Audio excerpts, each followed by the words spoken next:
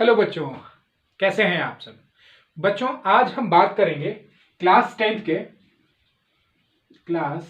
Tenth science में chemistry portion में जो हमारा टॉपिक चल रहा था वो था हमारा चैप्टर नंबर 5, जिसका कि नाम था पीरियोडिक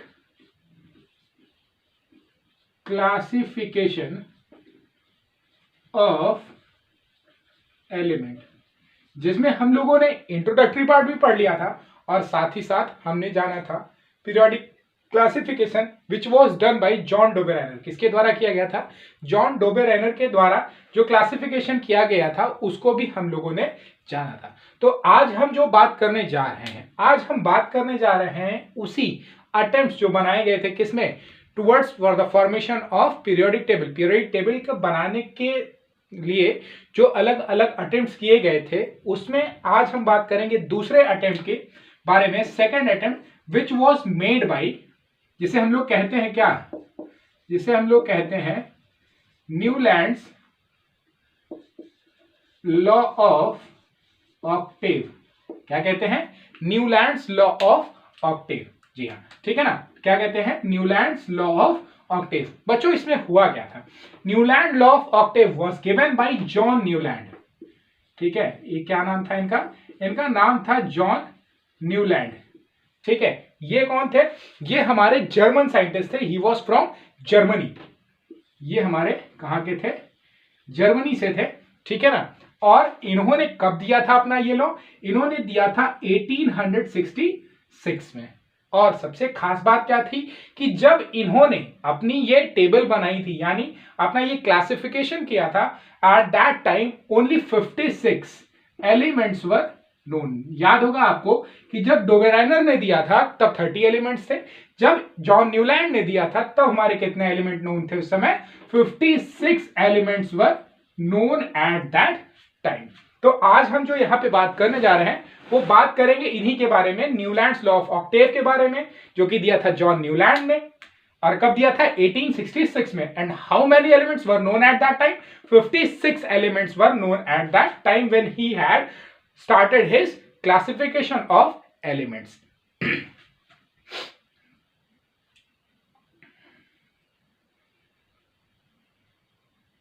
ठीक है, अब देखिए यहां पे हम बात करते हैं द बेसिस ऑफ क्लासिफिकेशन। जैसे हम बताते हैं आपको कि बेसिस ऑफ क्लासिफिकेशन क्या था। इन्होंने जो बेसिक ट्रेट लिया था, ठीक है, वो क्या लिया था? वो लिया हुआ था एटॉमिक मास। इन्होंने क्लासिफिकेशन का जो लिया था बेसिस, वो क्या बनाया था? एटॉमिक मास को बनाया था। और कैसे बनाया था? Increasing order of atomic mass में। किसमें बनाया था? Increasing order of atomic mass को बनाया था इन्होंने अपना क्लासिफिकेशन का पैटर्न। ठीक है ना। अब अकॉर्डिंग टू न्यूलैंड, न्यूलैंड के अकॉर्डिंग क्या सिस्टम था, क्या मैटर था, ये जानते हैं। ठीक है ना। तो अकॉर्डिंग टू न्यूलैंड, न्यूलैंड के हिसाब से क्या था, इन्होंने क्या कहा था? That every 8th element of the table की, मतलब जैसे अगर हमने क्लासिफिकेशन किया लाइक 1 2 3 4 5 6 7, 8th एलिमेंट यानी 8 पे जो हमारा एलिमेंट आएगा, it will have the same characteristics like the first. यानी जो पहला एलिमेंट होगा उसी के जैसा किसका होगा? हर 8वें एलिमेंट का क्या होगा? हमारा कैरेक्टरिस्टिक होगा। ठीक है ना। तो इन्होंने क्या बताया? That every 8th element have same property to the first. क्या बताया इन्होंने? Every 8th element have the property have the similar property to the first। यानी जो पहला एलिमेंट होगा उसी के जैसा इनका क्या होगा? आपका प्रॉपर्टी पाया जाए किसका? हर 8th एलिमेंट का। ठीक है ना। अब मैंने जैसे बताया क्या कि इन्होंने क्या किया था, इसे increasing order of atomic mass में इन्होंने क्या किया था? इसको क्लासिफाई किया हुआ था। और दूसरी चीज जो इन्होंने बताई वो क्या बताई थी? दूसरी चीज इन्होंने बताई थी कि जहां पर हमारा हर 8वां एलिमेंट क्या होगा, उसकी जो प्रॉपर्टी होगी वो पहले गिवन एलिमेंट के जो उसके सापेक्ष में हमारा पहला होगा उसी के अकॉर्डिंग उसकी क्या होगी? हर 8th एलिमेंट की प्रॉपर्टी क्या हो जाएगी? हमारी सिमिलर हो जाएगी। ठीक है ना। अगर हम ध्यान दें, थोड़ा सा ध्यान दें कि जैसे किस तरीके से इनका जो ये आ रहा है क्लासिफिकेशन आ रहा है, कैसा कुछ, क्या इससे हमें कोई आइडिया मिल रहा है। अगर आप ध्यान दें कि मोस्ट ऑफ द यू, जैसे हम लोग को क्या होती है कि हम लोगों को गाने सुनने की बहुत अच्छी होती है, हैबिट होती है कि हम गाना बहुत सुनते हैं। तो सेम उसी तरीके से अगर आपको ध्यान हो, और जैसा कि है most of the students have studied in their childhood, मतलब कि अपने शुरुआती क्लासेस में आप लोग म्यूजिक क्लास भी लिए होंगे, तो वहां पर अगर आपको याद होगा तो हम लोग बहुत सारे म्यूजिकल नोट्स पढ़ते थे। तो जैसे हम लोग जो हिंदी में पढ़ते थे सा रे गा मा पा धा नी सा, मीन्स टू से दैट, अब याद रखिए कितने हुए, सा रे गा मा पा धा नी, फिर आ गया 7 हो गए, 8वां फिर आ गया सा।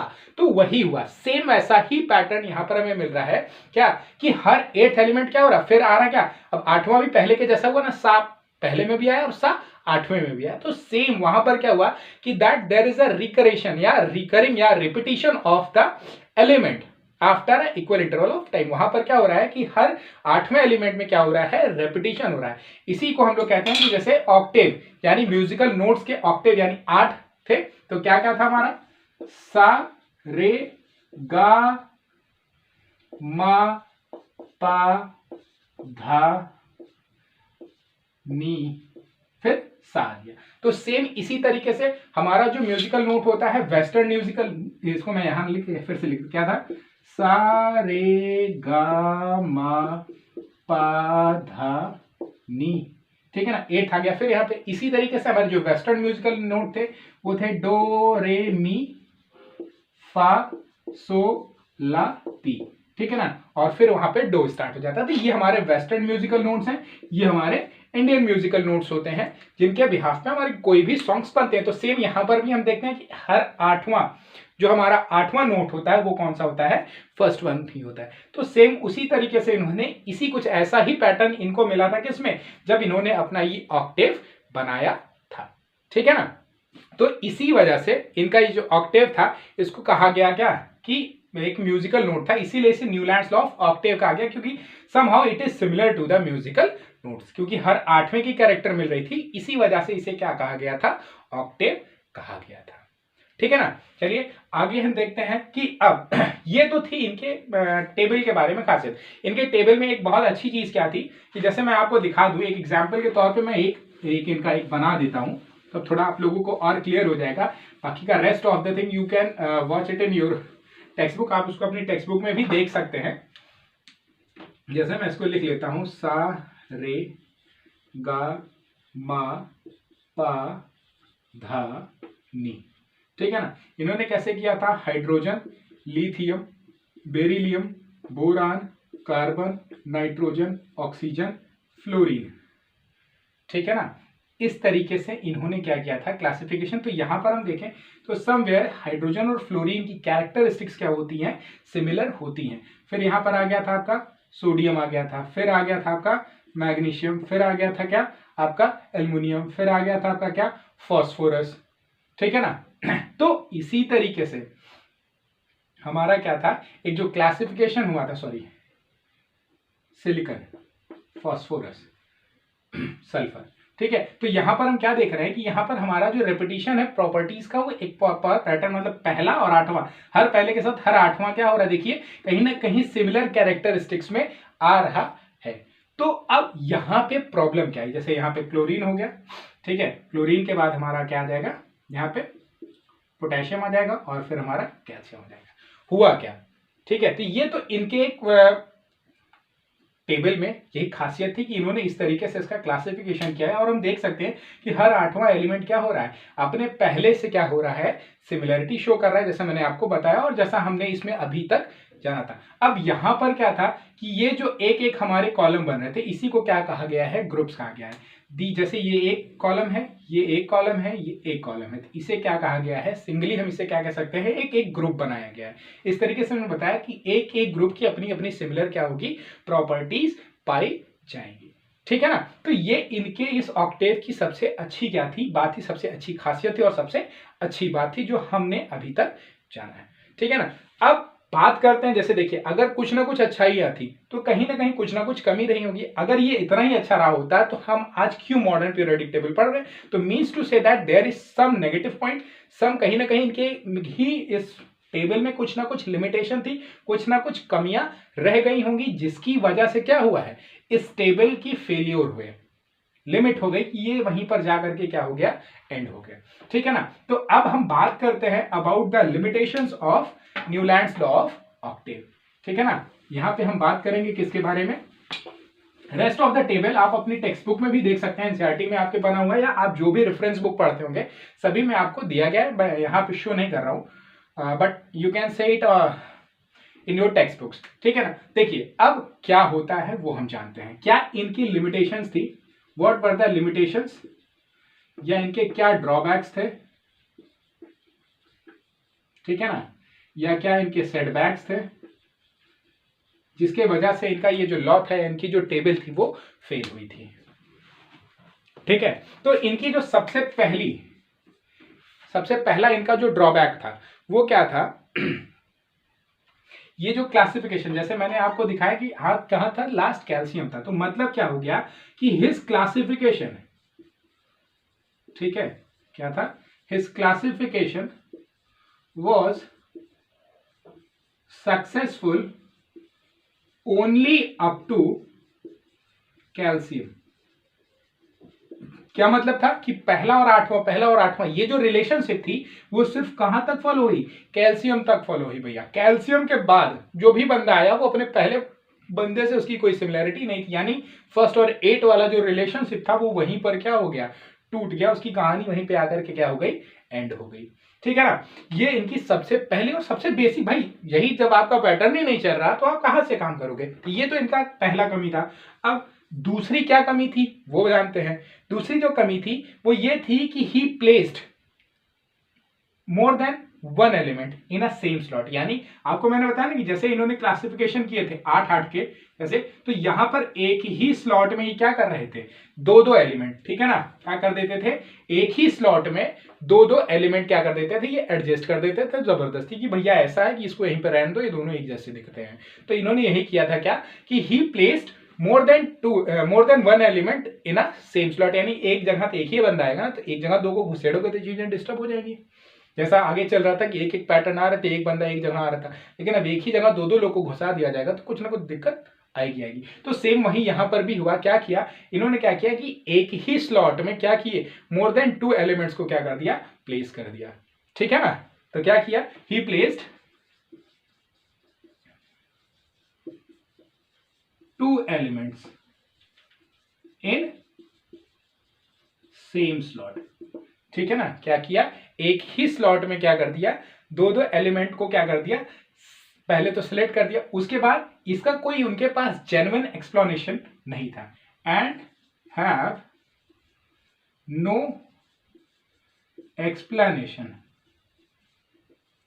ठीक है ना। और उसके रिगार्डिंग इनके पास कोई भी एक्सप्लेनेशन नहीं था कि पूछा गया कि भैया क्यों आपने रखा है 2 बंदे को, तो बस कहा किया गया एवं ही रख दिया है। अरे भैया क्यों रख दिया, रखने का कुछ कारण रहा होगा, जब आप ऐसे ही रख दोगे तो चीजें तो टूट जाएंगी। तो बस यही इनका कमी था कि पहली बात तो एक ही स्लॉट में 2 रख दिया है तो गलती की, दूसरी चीज क्यों रख दी ये भी इनको नहीं पता, भैया क्यों रख दिया, बना आप रखो दूसरा। तो बस यही कारण था जिस वजह से इनका ये जो टेबल था वो क्या हो गया, फ्लॉप हो गया। ठीक है ना। अब तीसरी क्या कमी थी इनके टेबल में तीसरी क्या कमी थी कि इन्होंने जो टेबल बनाया, इन्होंने क्या किया, जैसे मैंने याद होगा आपको शुरुआत में बताया था कि ही एट हिज टाइम, जब इन्होंने क्लासिफिकेशन स्टार्ट किया था उस समय कितने एलिमेंट थे, सिर्फ 56 एलिमेंट में थे। तो इन्होंने महाशय ने क्या कहा कि भैया 56 मुझे पता है, मैं 56 की जगह बना दे रहा हूं, 57वां आएगा नहीं आएगा मुझे उससे कोई मतलब नहीं है। ठीक है ना। तो he gave places only to the fix 56 element known at that time. ठीक है ना। क्या किया, ही placed only 56 elements known at that time। ठीक है ना। and left no place for newcomers, किसी न्यूकमर्स यानी एलिमेंट, ठीक है ना, किसी न्यू कमर के लिए इन्होंने कोई जगह छोड़ी ही नहीं, भैया कोई अगला आएगा 57वां आएगा, इनको इस पे भरोसा नहीं था, इन्होंने कहा ये 56 तक की कहानी रहेगी, 57वां नहीं आने वाला है, इसलिए इन्होंने उसके लिए जगह ही नहीं बनाई। ठीक है ना। अब चौथी जो प्रॉपर्टी थी वो क्या थी, सबसे बेकार चीज, वो क्या थी, डिस्कवरी ऑफ नोबल गैस। ठीक है ना भैया, क्या थी, discovery of noble gas. Noble gas आते ही क्या क्या, इनकी पूरी की पूरी टेबल की धज्जियां उड़ा दी, क्योंकि भैया सीधी सी कहानी है, हाइड्रोजन के बाद लिथियम ना आएगा, बीच में क्या आएगा, हीलियम आएगा। तो अब ये जब बीच में महाशय आ गए तो इनके बीच में किसी घुसेड़ेंगे, तो ये पूरा का पूरा टेबल इनका क्या हो गया, कबाड़ हो गया। ठीक है ना। तो discovery of noble guys have क्या किया, डिस्टॉर्टेड द होल टेबल, यानी इनकी पूरी की पूरी टेबल को क्या कर दिया उसने, डिस्टॉर्ट कर दिया, यानी बेकार कर दिया। ठीक है ना। तो ये थी भैया कहानी किसकी, न्यूलैंड लॉ ऑफ ऑक्टेव की। Hope you all have enjoyed this, अब मजा आया होगा। ठीक है ना। अगले वीडियो में हम बात करेंगे इस पूरे चैप्टर की जो जान है शान है, और जिससे बोर्ड्स में सबसे ज्यादा क्वेश्चन आते हैं, that is Mendeleev periodic table. हम बात करेंगे अगले वीडियो में मेंडलीव पीरियोडिक टेबल की। Hope you all have enjoyed this, so please don't forget to like and subscribe. Have a great day.